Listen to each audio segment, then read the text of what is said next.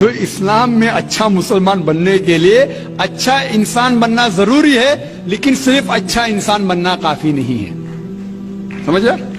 کیوں؟ کیونکہ انسان کو جس نے پیدا کیا اس کی عبادت کرنا ضروری ہے. جس نے آپ کو پیدا کیا، جس نے آپ کو پیدا کیا، اس کی اگر آپ عبادت نہیں کریں گے تو انسانیت کے نام پہ کلنک ہے. جتنے مذہب ہے سب بھید بھاؤ پیدا کرتا ہے، نفرت پیدا کرتا ہے. آپ نے کہا شنکراچاریہ نے بالکل صحیح کہا. شنکراچاریہ نے کہا کہ کوئی بھی مذہب نہیں سکھاتا کہ آپس میں بھید بھاؤ کرنا. آپ نے کہا کہ مذہب بھید بھاؤ کرتا ہے. یہ کہنا بالکل غلط ہے. مذہب بھید بھاؤ نہیں کرتا. جو مذہب کے ماننے والے ہیں وہ مذہب کو صحیح طریقے سے نہیں سمجھتے ہیں، اسی لیے بھید بھاؤ پیدا کرتے، وہ الگ بات ہے. غلطی ہے مذہب کے ماننے والے کی، مذہب کی نہیں. یہ کہہ رہے کہ مذہب کی، مثال کے طور پہ ایک مرسیڈیز کار ہے. مرسیڈیز کار ہے، مجھے یہ جاننا ہے کہ مرسیڈیز کار کتنی اچھی ہے. تو ایک ڈرائیور مرسیڈیز کار چلاتے جو ڈرائیونگ جانتے ہی نہیں اور مرسیڈیز کار کو ٹھوک دیتے، تو کس کی غلطی ہے؟ مرسیڈیز گاڑی کی کہ ڈرائیور کی؟ اگر آپ کو جاننا ہے مرسیڈیز کا کتنی اچھی ہے تو آپ کو یہ دیکھنا چاہیے اسپیسیفیکیشن، اس کا پاور کتنا ہے، ہارس پاور کتنا ہے، مائلیج کتنا ہے، سیفٹی میجر کتنا ہے. اس کی تحقیق کرنے کے بعد آپ کو کہنا چاہیے کہ کتنی اچھی مرسیڈیز کار ہے.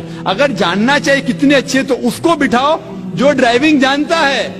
تو اسی لیے اسلام کو جاننے کے لیے مسلمانوں کو مت دیکھو، اگر دیکھنا ہے تو محمد صلی اللہ علیہ وسلم کو دیکھو. آپ مجھے مت دیکھو، مجھے مت دیکھو، ہمارے آج کے مسلمان کو مت دیکھو.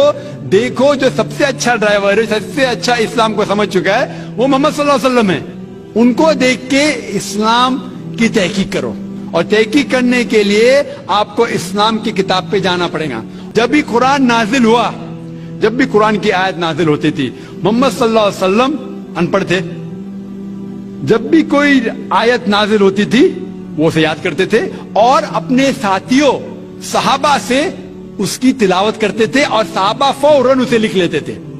تو محمد صلی اللہ علیہ وسلم کی موجودگی میں ہر آیت لکھی جاتی تھی اور وہ اسے چیک کر. مثال کے طور پہ اقرا بسم ربک الذی خلق آیت نازل ہوئی، انہوں نے یاد کیا، صحابہ سے کہا، صحابہ نے لکھا اقرا بسم ربک الذی خلق، پڑھ کے سناؤ، پڑھا، ہاں صحیح. اگر غلطی ہوتی تمہاری ٹوک دیتے تھے. تو محمد صلی اللہ علیہ وسلم کی موجودگی میں جب بھی اللہ سبحانہ و تعالیٰ آیت نازل کرتے تھے وہ یاد کرتے تھے اور لکھواتے تھے اور چیک بھی کرتے تھے.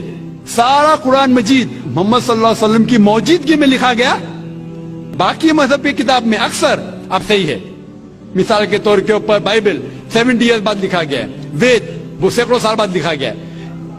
کتنی پرانی وید ہے، کبھی وید آیا دنیا میں یہ کسی کو پتا ہی نہیں.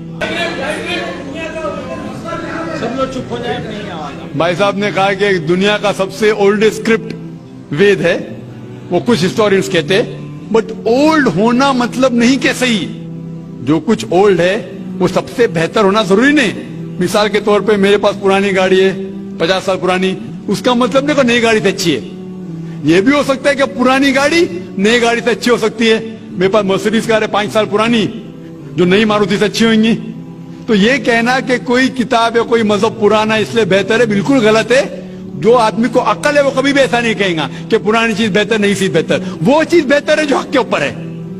جو چیز حق کے اوپر ہے وہ چیز بہتر ہے.